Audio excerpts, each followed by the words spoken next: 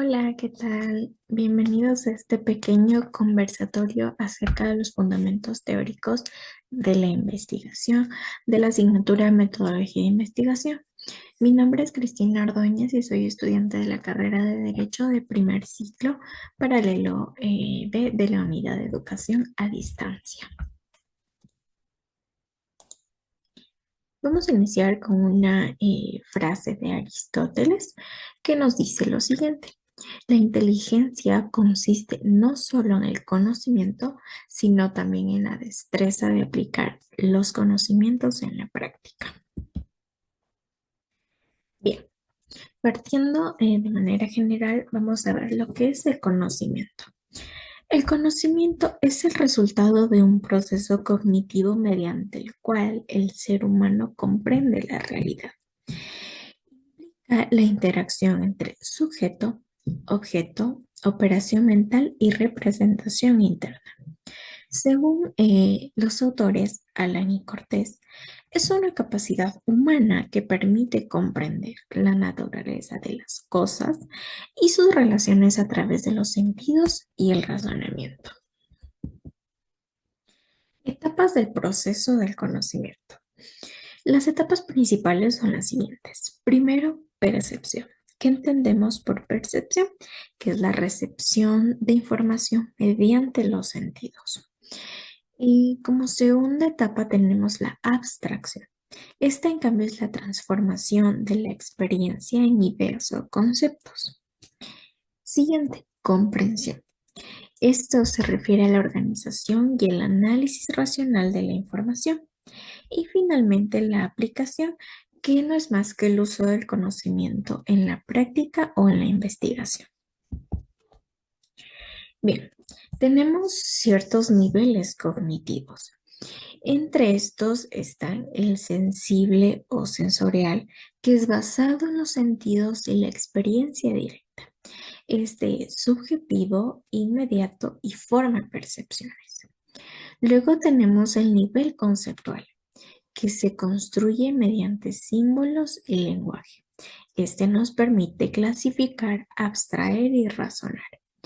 Y finalmente el conocimiento holístico, que es una comprensión integral de la realidad, es decir, que integra razón, experiencia y reflexión crítica.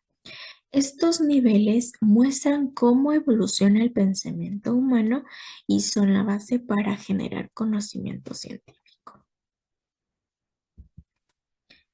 Tenemos los tipos de conocimiento. En primer lugar, el vulgar o común, que tiene su base en la experiencia cotidiana. Por ejemplo, el té alivia el dolor. No sabemos si en realidad sea así. Como siguiente tenemos el técnico, que se refiere a una habilidad práctica. Por ejemplo, un mecánico repara un motor. Utiliza la mano de obra y también su conocimiento. Como siguiente tenemos el científico, que se refiere a un método sistemático y verificable. Entre estas tenemos teorías físicas, jurídicas o sociales, como la teoría gravitacional de Isaac Newton. Como siguiente, filosófico. Este se refiere, a una reflexión racional sobre la existencia, como por ejemplo los debates sobre la justicia. Y finalmente el religioso y simbólico, que se refiere a fe, arte y cultura. Entre estas abarcan las creencias o representaciones. Como siguiente punto importante del estudio de la asignatura, tenemos lo que es la ontología jurídica. La ontología jurídica estudia la naturaleza del derecho y su existencia como realidad. Esta tiene tres perspectivas principales. En primer lugar, la realista, que nos dice que el derecho existe objetivamente, independiente de la interpretación. Por ejemplo, un principio de igualdad ante la ley. Siguiente, normativa. Nos establece que el derecho existe en la norma creada por el Estado, como por ejemplo una ley promulgada. Y finalmente, sociológica, que dice que el derecho es una construcción social cambiante. como por ejemplo la evolución de los derechos humanos. La forma en la que se concibe el derecho determina el método de investigación jurídica, sea cuantitativo o cualitativo o hermenéutico. También estudiamos lo que es la epistemología jurídica, que se define como el análisis del origen, validez y método del conocimiento. En el ámbito jurídico, este estudia cómo se genera el conocimiento del derecho. Tiene tres enfoques. En primer lugar, tiene el enfoque positivista, en el que el derecho se estudia desde las normas. El enfoque sociológico, que analiza el derecho como un fenómeno social. Y el enfoque crítico, que cuestiona las estructuras tradicionales y busca un conocimiento jurídico inclusivo y transformador.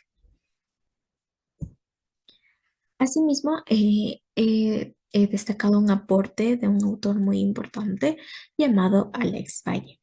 Él nos propone un enfoque interdisciplinar e intercultural para la investigación jurídica. Reconoce la existencia del pluralismo jurídico como diferentes sistemas de justicia, sea estatal, indígena o comunitario.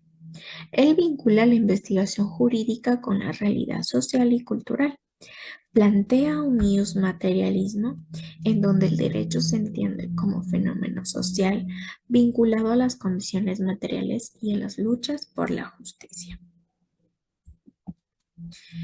Y bien, para concluir, en primer lugar, el conocimiento se construye mediante un proceso cognitivo progresivo.